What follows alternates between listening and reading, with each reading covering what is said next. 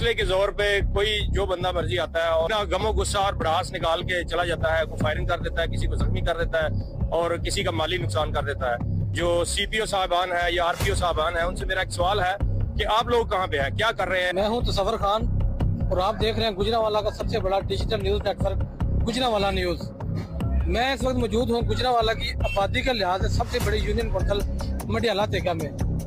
मटियाला तेगा चौक और गिरदनवा में रात के वक्त जो वारदातें होती ही थी, अब जो दिन के वक्त भी है वो वारदातें मामूल हो चुकी हैं। मटियाला तेगा चौक के अंदर कल दिन के वक्त सुबह 7 बजे के करीब 3 मसल्ला डाकू वो जदीद किस्म के हथियार लेकर चौक में आते हैं और नाका लगा कर खड़े हो जाते हैं और यहाँ से गुजरने वाले जो राहगीर हैं उनको लूटना शुरू कर देते हैं। इसी दौरान चौक से चंद कदम के फासले पर एक शहरी है, वो काम पर जाने के लिए जो अपने घर से निकलता है तो डाकू जो है उनको पकड़ने के लिए उसके पीछे भागते हैं और भागते दौरान ही वो डाकू उसके ऊपर शदीद किस्म की फायरिंग शुरू कर देते हैं और गरीब शख्स को वो 3 फायर मारकर शदीद जख्मी कर देते हैं। और वो गरीब शहरी इस वक्त जिंदगी और मौत की कशमकश में हॉस्पिटल के अंदर दाखिल है।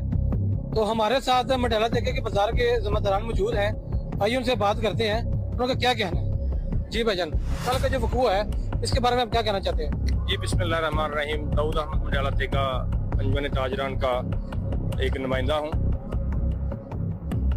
बात यह है कि हम एक मटियाला तेगा जो अपने गुजरांवाला शहर का सबसे बड़ा आबादी के लिहाज में हिसाब से भी कस्बा है और कारोबारी मरकज भी गिना जाता है। 100 से ज्यादा देहात यहाँ मुंसलिक हैं। निकाल के चला जाता है, कोई फायरिंग कर देता है, किसी को जख्मी कर देता है और किसी का माली नुकसान कर देता है। इंतजामिया कहाँ पे है? यहाँ पे मेरा एक सवाल है जिम्मेदारान से, जो सीपीओ साहबान है या आरपीओ साहबान है, उनसे मेरा एक सवाल है कि आप लोग कहाँ पे हैं, क्या कर रहे हैं? अगर हमारे जान माल और इज्जत का तहफ़्फ़ुज़ नहीं कर सकते तो मेरा ख्याल में आपको ज़रूरत है कि आप अपनी तस्दीक करवा सकें।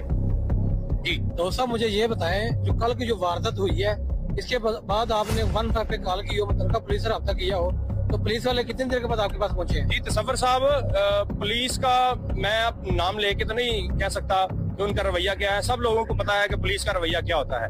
इन लोगों की नाअहली की वजह से ये जो जराइम पेशा अनासर है वो डंके की चोट पे दिन दिहाड़े आगे वारदातें कर जाते हैं। आए रोज कोई ना कोई वारदात। अब ये जो कल वाला वाकया हुआ है, एक शरीफ शहरी अपने घर से बच्चों की रोजी कमाने के लिए निकलता है और जो गुंडे अपने मुआशरे के गुंडे फिर रहे हैं वो उसको फायरिंग करके, मैं समझता हूँ उन्होंने हलाक कर दिया था। ये तो अब उसका वक्त अभी बचा हुआ था, ये अल्लाह पाक ने उसकी जान बचानी थी तो बच गया। 3 फायर उसको लगे हैं उसके घर के सामने, अपने गेट से बाहर निकल रहा है और वहीं भी उसको फायरिंग कर देते हैं। तो ये कहाँ का कानून है? तो साहब मैं ये पूछना चाहता हूँ, कल जो वक़ूआ हुआ है पुलिस कितनी देर बाद पहुंची? सर आपको मैंने बताया कि पुलिस अगर कोऑर्डिनेट करे तो चप्पे चप्पे के ऊपर ये चौकियां और थाने मौजूद हैं।